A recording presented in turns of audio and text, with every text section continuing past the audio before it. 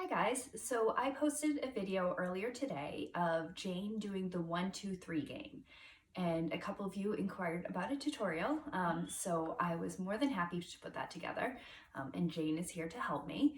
The thing with the tutorial is it's going to be really simple, so there's really not much to this game, but I did want to take a moment just to kind of explain why we do this game. So the idea is we count to 3, 1, 2, 3, and at the number 3, our dog gets a treat. And I can show you how we're going to train this in a little bit. So why do we teach this game? It seems so simple. So the idea of this is it's called a pattern game. So a pattern game is giving our dogs a consistent game that's going to keep occurring. So it creates a level of predictability for them. So why do we need to create a level of predictability for them? I think the recent COVID-19 outbreak is a perfect example. A lot of people are fearful, stressed, worried, concerned because of the lack of predictability. We don't know what's going to happen tomorrow. We don't know what's going to happen in a couple of hours. You don't know if you're going to go to the food store and there won't be any food. That lack of control and predictability creates anxiety, it creates fear and worry. And sometimes it leads people or dogs to make not so good decisions. So if we think of our dogs going out for a walk, I want you to imagine with your dog, what is something that's very distracting for him? And generally a distraction is based on concern. Okay, so let's say with Jane here, she gets a little bit worried about other dogs when she sees other dogs. And the reason being is she has met in the past some not so nice dogs. She's also met a lot of nice dogs, but there's a level of lack of control and lack of predictability because she might see another dog and say, I don't know if this is going to be a good dog or a bad dog, and that concerns me, which in her case results in some barking at them. And also her being very distracted and focused on that dog rather than on me. And ideally, I would like to be able to help her through this, these predicaments for her. So the game allows me to do it because what it does is it tells Jane, in this situation, when you see this other dog, we're going to just play this game, and that's what's going to happen. We're not going to go up to the other dog. The dog's not going to come running over to us. Really, nothing's going to happen except for we're going to continue this game together. So it creates a level of predictability and control for our dogs, and that's why we play this game. So the way we're going to teach it is very, very simple. All we have to do is teach Jane then that when she hears the number 3, she gets a treat. But in addition to that, we're teaching her that when you hear the number 1 and then 2, it's cueing for that number 3. So she learns to expect, I hear 1, that means I'm going to hear 2. I heard 2, that means I'm going to hear 3 and get a treat. So it creates a level of predictability for her. So the way we're going to teach this, so simple. I'm going to count to 3. When I say 3, she gets a treat. 1, 2, 3. 1, 2, 3.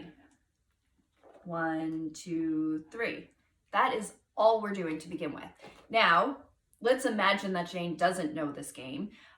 Notice I'm doing this in my living room. We are on the floor. We're somewhere comfortable. She's relaxed and she's focused on me. That's how you're going to want to start. We are not starting this out in the street because if you start counting, your dog is going to have no idea what you mean. You might as well be saying, other words like watermelon, butterfly, rainbow. It's all the same to them if they don't learn to play this game and what those words mean. So you're going to play when there's no distractions, when you're in your house, your dog is nice and calm and focused on you. You can say it in any way you want. I kind of do it a little sing-songy. You don't have to do that.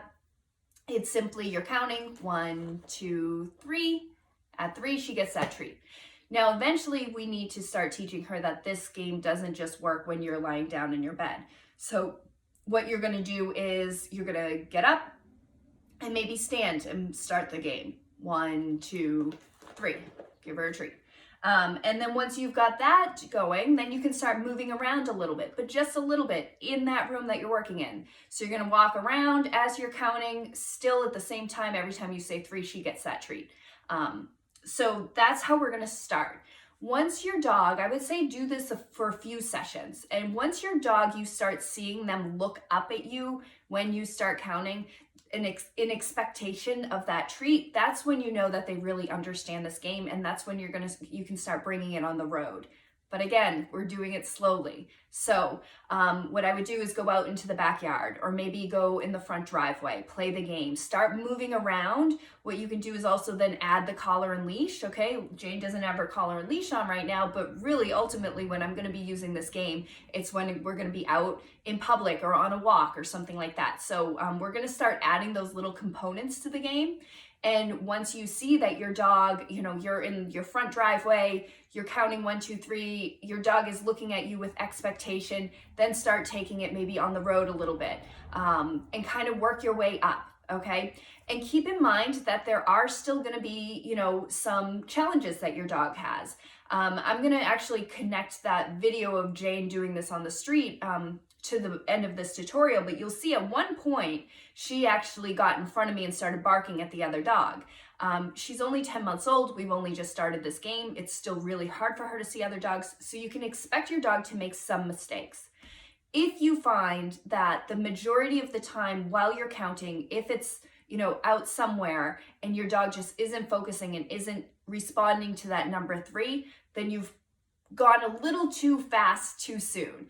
So take it back a notch, go back into the house, go back into your yard until you feel very confident that your dog understands this game. Because the game is only going to be effective if it's something easy for your dog to focus on, even amongst lots of distractions. So that's kind of the gist of our 1, 2, 3 game. Of course, if you guys have any questions, just post them in the comments section and I would be more than happy to answer them.